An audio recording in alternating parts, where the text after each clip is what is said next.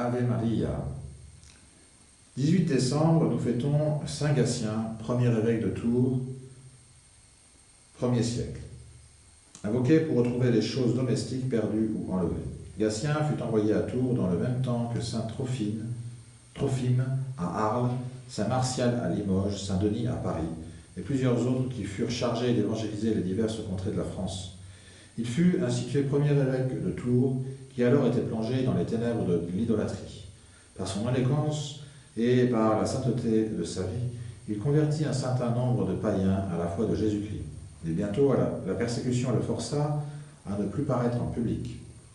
Il se retirait dans des caves où il célébrait secrètement la Sainte Messe et donnait la communion aux quelques chrétiens qui avaient le courage de le suivre. Gatien était favorisé du don des miracles.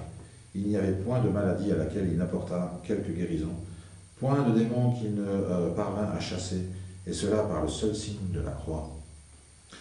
Les conversions devinrent plus fréquentes avec le ralentissement de la persécution, et 8 églises commencèrent à s'élever dans la ville de Tours et dans les bourgades d'alentour. Gatien fit en outre établir hors la ville un cimetière destiné à l'inhumation des fidèles. Le saint prélat, après avoir rempli glorieusement tous les devoirs de sa mission, rendit sa belle âme à Dieu dans un âge très avancé. Saint Gatien avait été inhumé dans le cimetière des pauvres.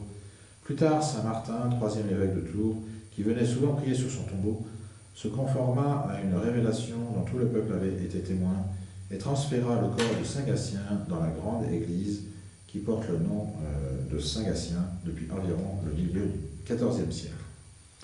De nombreux miracles éclatèrent au tombeau de Saint Gatien, qui est invoqué spécialement pour retrouver promptement les choses domestiques qui ont été perdues ou dérobées.